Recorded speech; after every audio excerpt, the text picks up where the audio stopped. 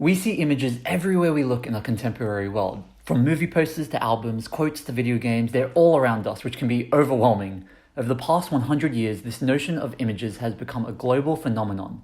This is especially evident through its evolution into cinema, aka the moving image.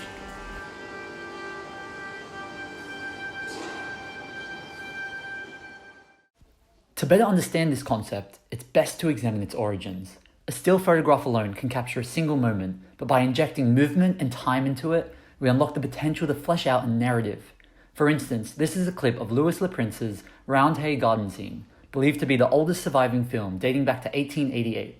In contrast to still images, moving images, such as this, compelled us into different ways of feeling and thinking.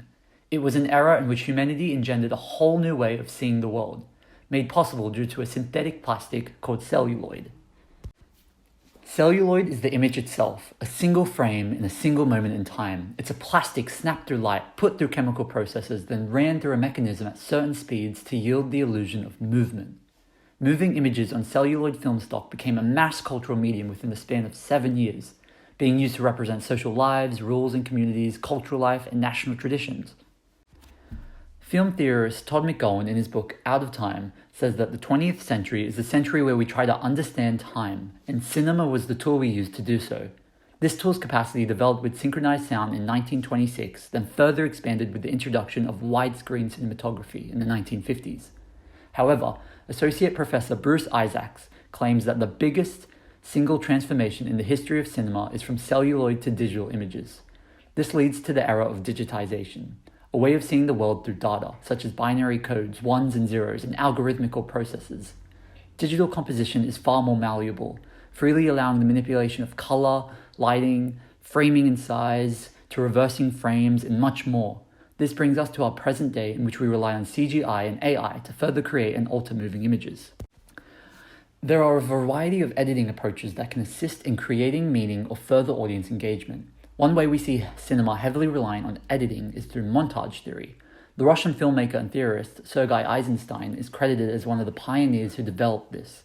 He broke it down into 5 methods.